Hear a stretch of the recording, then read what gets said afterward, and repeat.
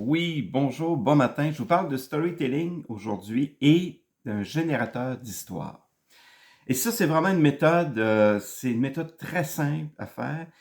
Et avec ça, ben, vous allez pouvoir avoir un bassin d'histoires à raconter pour n'importe quelle situation. C'est ça qui est génial. Donc, je vous dis, c'est très simple. C'est un tableau. Première colonne, vous allez écrire les sujets. C'est des sujets très larges. Hein, ça peut être emploi étudiant, votre premier emploi, le voyage, ça peut être toutes les fêtes, Saint-Valentin, 24 juin, déménagement, travail d'équipe, etc. Donc, vous en faites une liste. Ça peut être très long hein, comme liste. Et ensuite, OK? Par exemple, moi, je vais prendre course. Ben, je cours un peu. Et ensuite, la deuxième colonne, ça va être votre première ou premier. Hein? Donc, première course. L'autre colonne après, hein, la troisième colonne, c'est la dernière course. Ensuite, le quatrième, ah, ça c'est le fun, là, c'est la pire, hein, le pire, ça peut être le pire emploi étudiant que vous avez fait, ça peut être la pire entrevue d'embauche que vous avez fait, etc.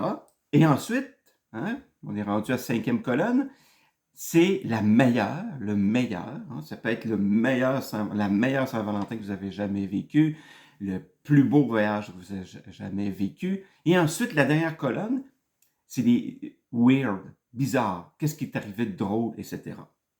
Donc, première colonne, vous faites une liste de sujets. Hein, ça peut être des fêtes, des moments marquants, peut-être assister à un mariage, un voyage, etc. Une date, hein, on peut raconter plein de choses fun sur tous ces sujets. Première colonne, hein, la première ou le premier.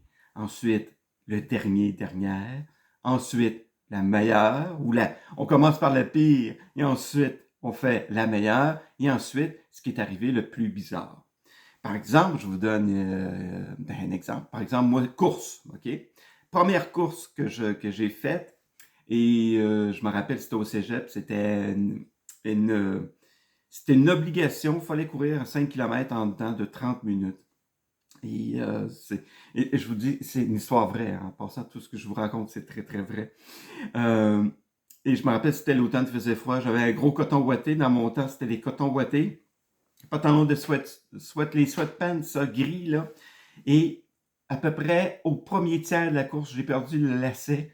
Donc, je courais en tenant mes pantalons, donc ça allait pas bien. Dernière course, c'est une course dernièrement à Ottawa, là, quelques semaines, il n'y a pas grand-chose à raconter. C'est ça aussi.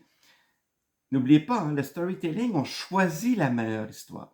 On choisit toujours l'histoire qui est le plus extrême, qui est la plus intense, qui est concentrée. Donc, la dernière course, c'est une course dernièrement à Ottawa qui a super bien été, pas grand-chose à raconter. La pire course, c'est un demi-marathon. C'est le dernier demi-marathon que j'ai fait en Floride. J'avais la cheville foulée, j'avais d'autres problèmes aussi, puis ça allait pas bien. Et juste pour dire, c'est à chaque les courses comme ça, ils prennent des photos. Et sur toutes les photos, je faisais une grimace. C'était pas, c'était pas une très bonne course. La meilleure course que j'ai faite, c'est le demi-marathon à San Francisco, 2018. J'étais dans ma zone, comme ça se peut pas. Et ce qui est arrivé le plus bizarre, le plus drôle dans une course, c'est, je me rappelle, c'est au demi-marathon en Floride. On passe à travers des quartiers résidentiels, puis les gens sont très contents qu'on passe ça, sont très généreux. Ils sortent des tables avec de la nourriture. Mais, hein, on est en Floride, on est aux États-Unis, et la nourriture, ben, c'est des petites saucisses cocktails et du bacon, imaginez-vous du bacon, et puis des shots de vodka et tequila. Oh, hein, c'est dur à prendre ça pendant une course. Donc là, vous voyez, là, j'ai une panoplie déjà d'histoires avec la course. Je pourrais en raconter une, moi, je pourrais raconter celle de San Francisco, puis j'ajoute plein de détails. N'oubliez pas, hein, le storytelling, on fait la mise en contexte. Quelle année? Hein, où est-ce que c'était? Etc. La mise en situation. Puis là, je dis, ah, j'étais dans ma zone, mais pourquoi tu étais dans ta zone? Et là, je pourrais la raconter en détail, comment c'était. Puis c'était une journée parfaite aussi. Après, on s'est trouvé un bon restaurant, on est allé au cinéma, je pourrais raconter tout ça. Donc, là, vous allez avoir c'est vraiment un générateur d'idées d'histoire. Et là, même en plus, ces histoires-là, vous pouvez même les coller avec une leçon ou un thème. Qu'est-ce qui est arrivé? C'était quoi, là? Comme une journée parfaite. Hein? Une journée parfaite parce que j'étais dans ma zone. Tu sais, je pourrais très bien, si par exemple, lors d'une conférence, on parle être dans sa zone, ben, ça pourrait être un exemple, hein, vraiment, vraiment vrai d'être dans sa zone et tout ça. Donc, je vous souhaite des bonnes histoires. Essayez ça, ce tableau-là. Vous allez voir, vous allez avoir plein, plein, plein d'idées d'histoires.